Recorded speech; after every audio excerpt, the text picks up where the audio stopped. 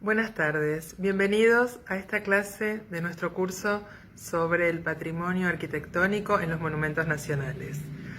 Presentamos nuevamente la clase 13 bis con la corrección realizada a su presentación por Alicia de Arteaga. La señora Alicia de Arteaga es licenciada en Letras, es miembro de la Academia Nacional de Periodismo y es además periodista especializada en temas de arte. Reiteramos nuevamente las disculpas por los inconvenientes ocasionados en la presentación anterior. Entonces vamos ya a la clase. Adelante, por favor. Buenas tardes a todos, muchas gracias por estar acá, por participar de este curso de patrimonio arquitectónico que ha sido una lindísima sorpresa para todos. Felicito a los organizadores y comparto lo que dijo Teresa Anchorena el martes, que es una sorpresa ver la cantidad de inscriptos y el entusiasmo que acompaña el desarrollo del curso. Esta es la clase número 13. Me toca hablar a mí de los árboles, del paisaje, de la cultura y del patrimonio a través de eso que vemos todos los días y por las calles que caminamos y que nos rodean, y que en este caso está representado en la persona de alguien que fue un artista, un diseñador, un paisajista, una persona que le cambió la imagen a Buenos Aires. Él es Charles Taís, Carlos Taís. Nació en Francia en 1849 y llegó a Buenos Aires contratado por el empresario nacido en San Fernando, pero que se fue a Córdoba, que se llamaba Miguel Crisol, para desarrollar un parque en la ciudad de Córdoba. Una idea absolutamente innovadora, una visión. Y vamos a hablar de Taís, vamos a hablar de su desarrollo en Argentina, que por supuesto quiero rescatar especialmente la idea de que Charles Taís fue el paisajista de la Argentina, no el paisajista de Buenos Aires, porque los parques de Mendoza, de Salta, de Tucumán, toda la investigación para el Parque de Iguazú, para el Nahuel Huapi, todo esto, el Parque de Paraná, lo desarrolló Carlos Taís, además de proyectos para 50 estancias y muchas plazas en el interior del país. Realmente una vida fecunda, una vida increíble y un legado que en realidad seguramente vemos todos los días, pero que ahora vamos a tratar un poco de indagar en la persona del gran paisajista que fue Charles Taís, y que tuvo el privilegio, yo creo que realmente fue una gran oportunidad y que él supo sin duda aprovechar, de trabajar en Buenos Aires en un periodo absolutamente único, como fue el lapso que va de 1891 a 1914. Entonces le tocó vivir una Argentina potente, poderosa, una ciudad en la que estaba todo por hacer y que además se preparaba para la celebración del centenario, que era 1910.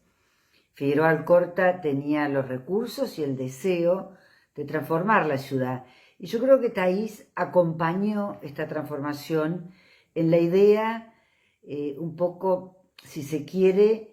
que ya había hecho mucha fuerza en Francia a través de la transformación urbanística del barón Haussmann, con la apertura de los bulevares, y que él importa un poco acá, la trae, y desarrolla algo realmente fuera de serie. Pero bueno, volvamos un poco a Córdoba, que es donde empieza esta historia. En realidad yo creo que la historia no está completa si no hablamos de un personaje que yo creo que es central, que tuvo una influencia decisiva tanto en el proyecto de Córdoba de poder hacer el Parque Crisol, que hoy se llama Parque Sarmiento, como en consolidar esta iniciativa que por supuesto necesitaba un apoyo político, necesitaba que el gobernador de Córdoba, que era Ambrosio Olmos, aprobara la cesión de los terrenos en los Altos del Sur. Y bueno, este personaje tan importante fue Ramón J. Cárcano. Ramón J. Cárcano era un abogado súper joven, nació en 1860, se recibió de abogado a los 19 años, político conservador del Partido Autonomista Nacional. Y cuando Miguel Crisol busca un aliado para poder hacer el proyecto del parque, lo consulta a Ramón J. Cárcano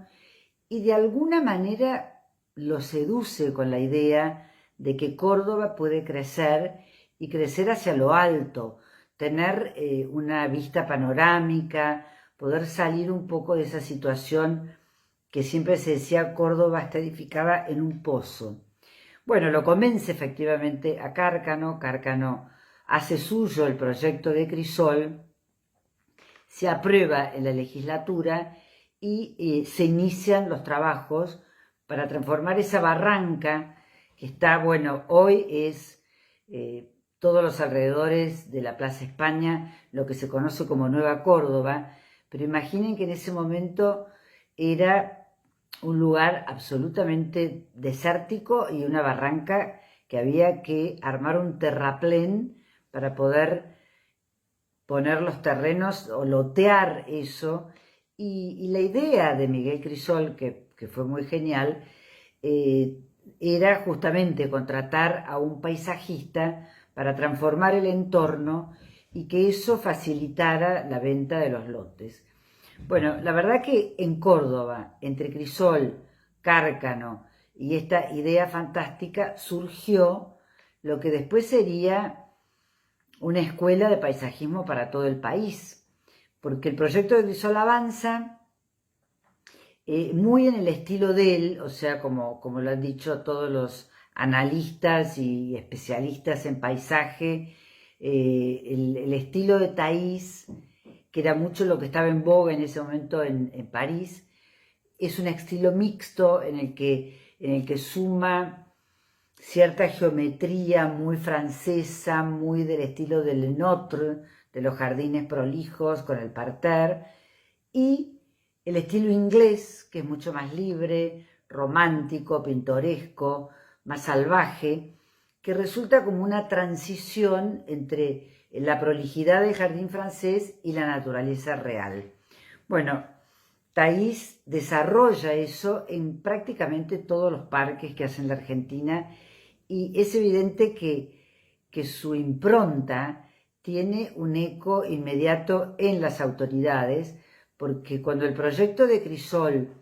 no avanza, porque, bueno, viene la crisis del 90, se acaban los fondos, parece un mal argentino que viene de muy lejos, entonces Crisol abandona el proyecto y Taís vuelve a Buenos Aires. Vuelve a Buenos Aires para embarcarse a Europa, para volver a París. En ese momento lo detiene Huergo y le dice que se quede y convence también al intendente que era Francisco Bolini para que contraten a Charles Taís como director de paseos. Le ofrecen el puesto y Taís, que era un hombre, realmente se ve que un hombre de ley, dice, no, yo voy a aceptar solamente si hay un concurso. Se presenta el concurso, lo gana y en 1891 asume como director de parques. Esta tarea la desarrolla hasta 1914 y en ese periodo, como dije antes, se transforma totalmente el paisaje urbano, el paisaje de Buenos Aires. Pero yo quiero invitarlos a que imaginen, como se ven las imágenes, que en ese momento Buenos Aires no tenía árboles. O sea, estaba el Parque 3 de Febrero, que había sido impulsado por Sarmiento, una avenida de palmeras, por donde paseaban los carros o los carruajes, y no había nada más. Y Taís tiene que imaginar todos estos parques en un tablero y esperar a ver qué puede ocurrir, porque siempre es un acto de fe. Un árbol demora a veces una generación en alcanzar su volumen, su tamaño, su dimensión. Pero bueno, ya aprueba, como les dije, gana el concurso, se queda en Buenos Aires. Él tenía un proyecto íntimo, secreto, que era su deseo realmente, que era crear un jardín botánico, cosa que por supuesto hace y logra, y es el Jardín Botánico de Buenos Aires, que se inaugura en 1898 y tiene mucho de sus sueños, de su estilo, en el que combina ciertas cosas de esencia absolutamente botánica con paisajes de inspiración romana, de inspiración inglesa, caminos, puentes, esculturas. Thaís vuelve a Europa, viaja y trae esculturas que se instalan en los parques. Para Charles Thaís, que él decide llamarse Carlos, efectivamente, el paisaje debía ser una obra de arte, o sea, debía ser una conjunción entre naturaleza y arte. Y por eso imagina siempre que las esculturas cobran un protagonismo fundamental, y eso es un poco lo que pasa en Buenos Aires. Después hablaremos un poco de las esculturas, pero en un primer momento, digamos, él inaugura esta obra de jardín botánico que era su sueño, y entre otras cosas, allí en el jardín botánico, observando el desarrollo de la planta de la yerba mate, fíjense qué curioso, descubre el proceso de germinación. O sea, Thaís es una mezcla de artista, investigador, científico, arquitecto, y se enamora, yo creo que se enamora de la Argentina. O sea que el gran suceso de su trayectoria como director de parques es haber logrado lo que Carlos Thaís IV define como su estilo, y lo llama un pintoresquismo rioplatense. ¿Qué es este pintoresquismo rioplatense? Bueno, es esa combinación de árboles autóctonos puestos en una secuencia que generan una paleta de color. Buenos Aires tiene una paleta de color y está dada por la sucesión de la floración de los árboles que plantó Thaís. Fíjense qué curioso, yo digo,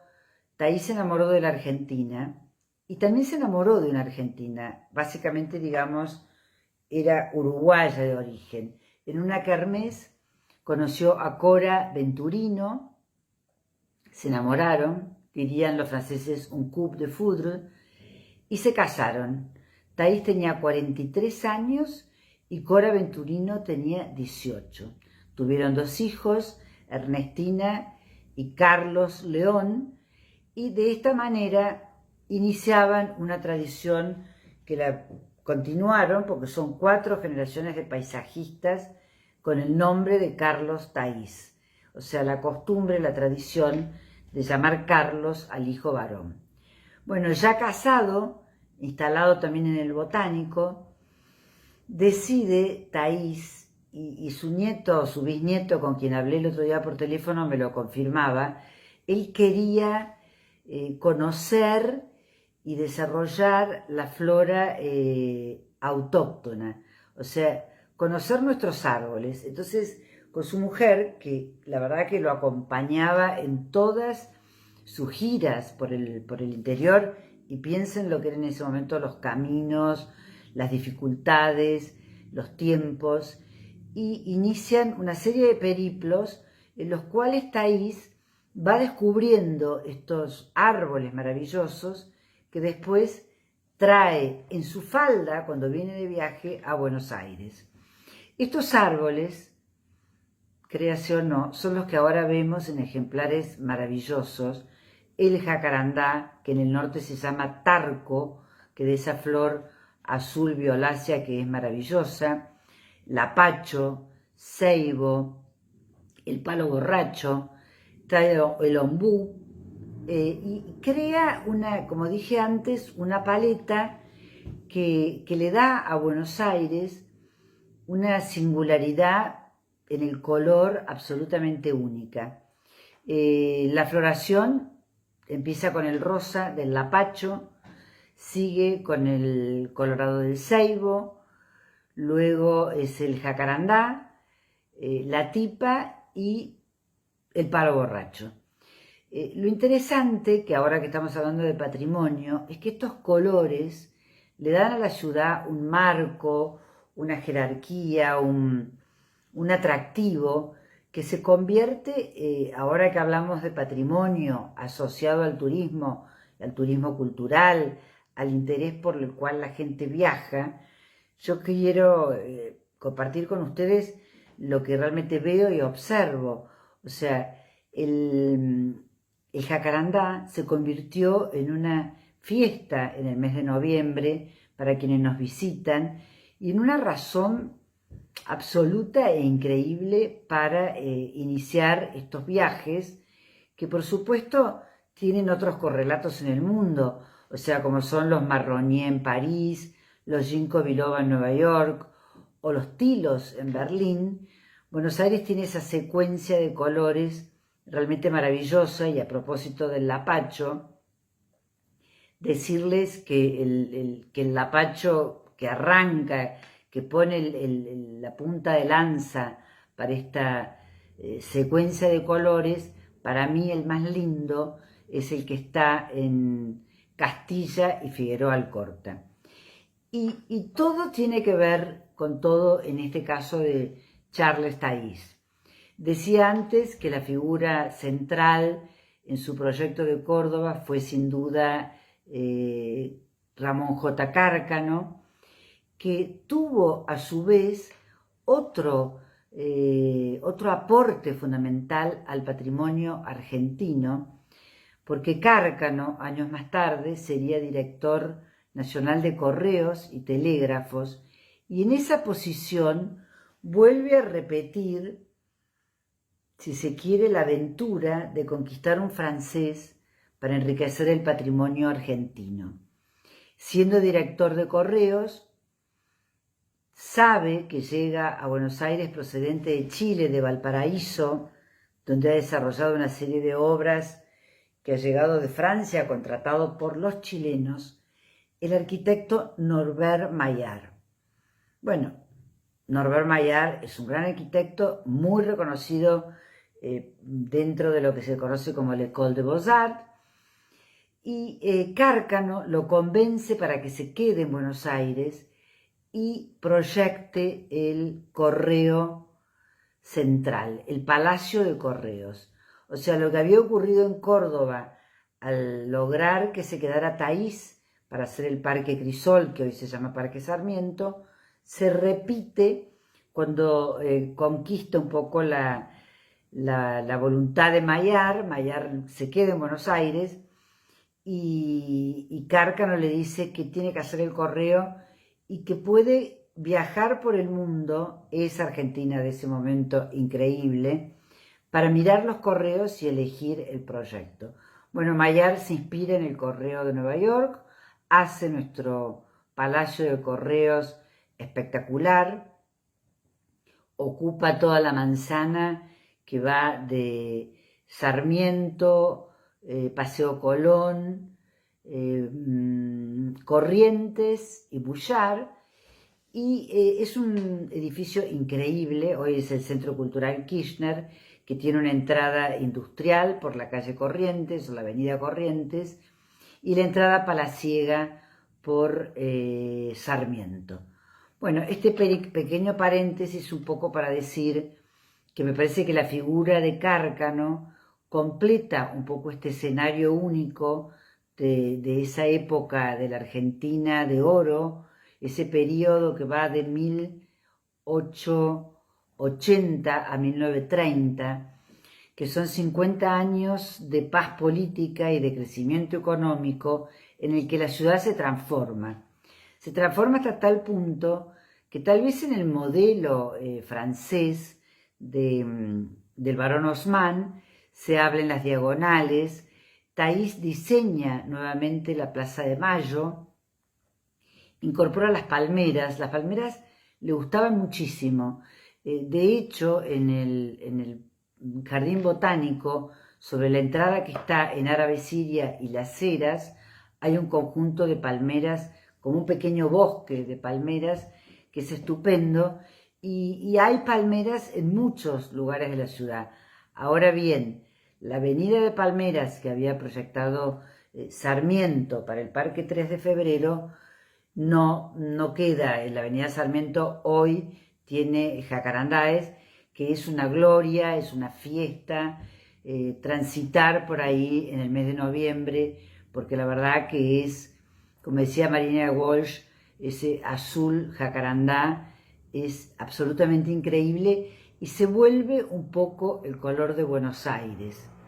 Sin embargo, y les quiero hacer una pequeña acotación, en esta elección del jacarandá como el árbol de Buenos Aires, no tuvo éxito Taís, porque él convocó para que se eligiera la flor nacional, y yo creo, por lo que he escuchado y por lo que se dice siempre, que él votaba por el jacarandá. Sin embargo, la flor nacional es el ceibo. Bueno, volviendo un poco a la tarea del plantador, de quien fue la persona que plantó en una ciudad sin árboles 150.000 árboles. Aparte, por supuesto, diseñó Plaza de Mayo, Parque Lezama, todo lo que es la Plaza Rodríguez Peña, Parque Chacabuco. O sea, a veces uno piensa cómo este hombre en solo una vida pudo hacer tanto. Y curiosamente, en ese momento también había una clientela privada, aparte de su trabajo público, una clientela privada que le encargaba parques para las estancias y proyectó parques para 50 estancias desde La Paz de Roca en Córdoba, en Ascochinga, que realmente es un parque que está conservado maravillosamente bien, es un verdadero lujo para Córdoba, hasta la estancia de la Ventana de Torquins en Sierra de la Ventana. Bueno, siempre decía, creo haberlo leído, no sé si Sonia Berman o el mismo Carlos Taís IV, que cuando Taís llegaba a un campo, a una estancia para hacer un proyecto, preguntaba cuál era el espacio que tenía para trabajar. Y la respuesta unánime era siempre, en realidad tenía todo el espacio, porque Argentina, nuestro país, era el espacio del horizonte infinito, no había límite y se podía hacer de todo. De hecho, volviendo un poco a lo que decíamos antes, proyectó la Plaza Congreso en esa Avenida de Mayo que se abría para recibir el centenario de la patria, recibir a la infanta de los Borbones que vino para la celebración,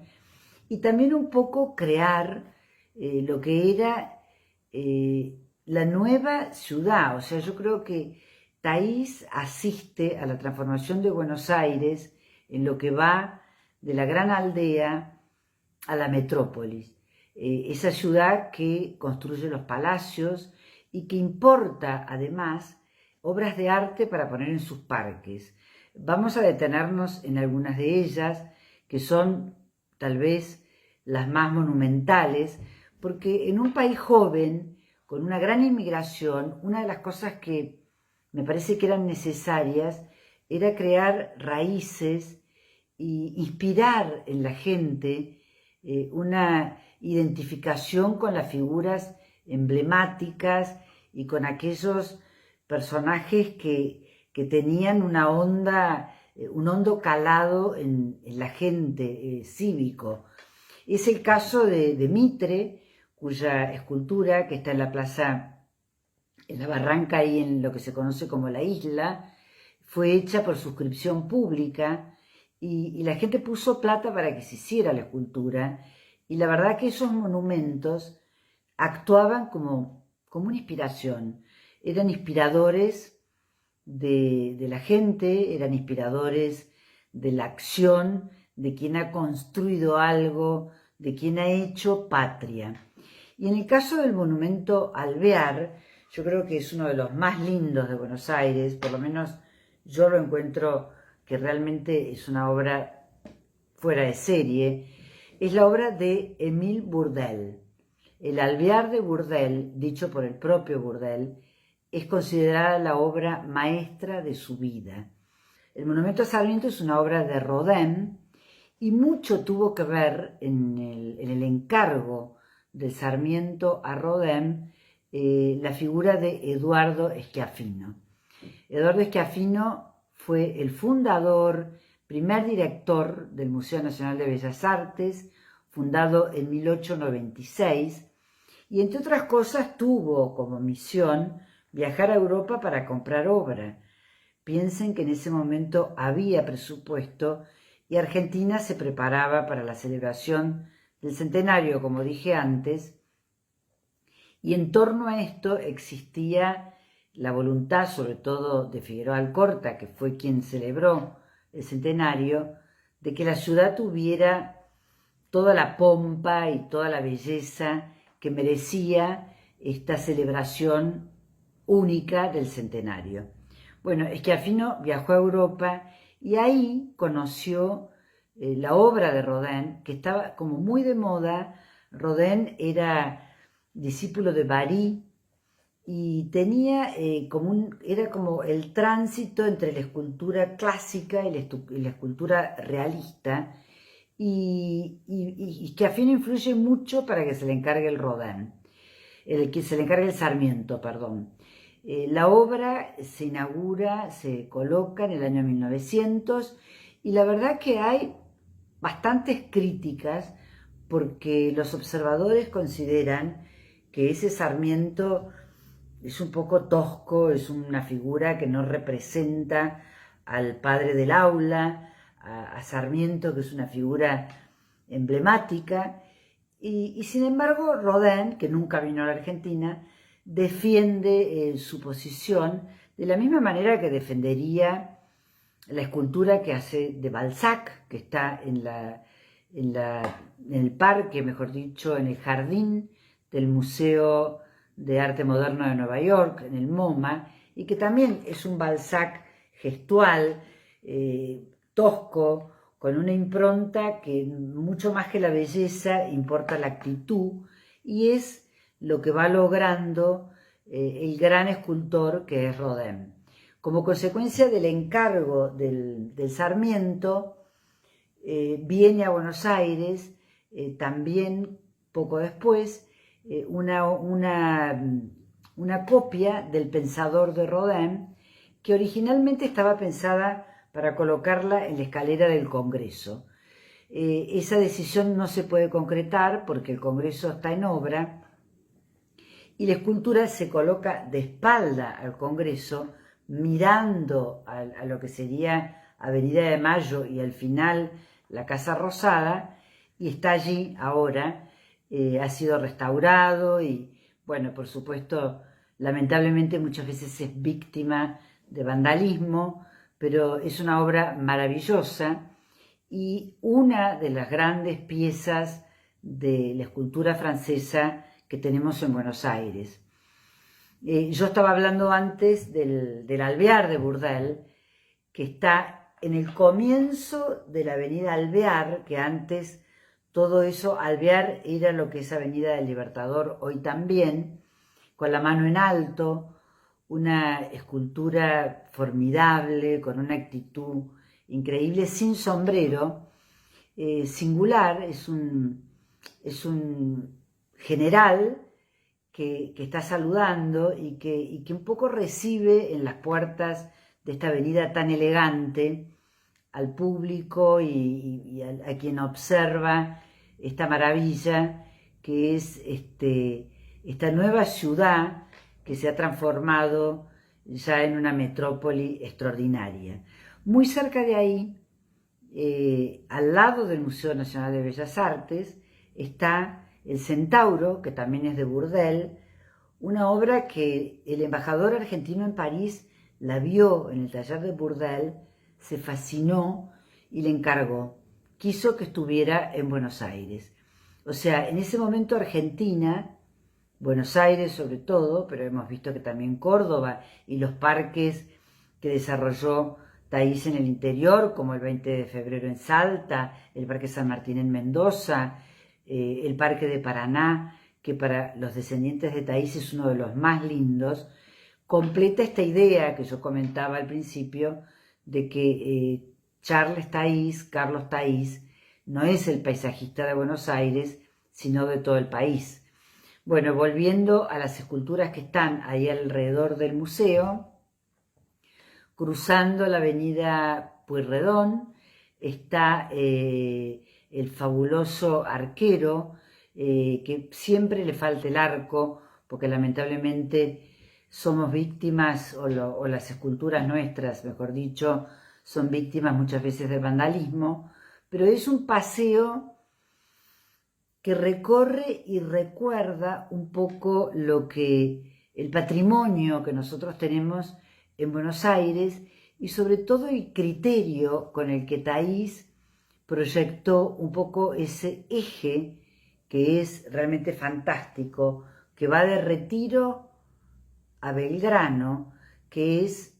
la Avenida del Libertador y sobre todo la Avenida Figueroa Alcorta. En 1912,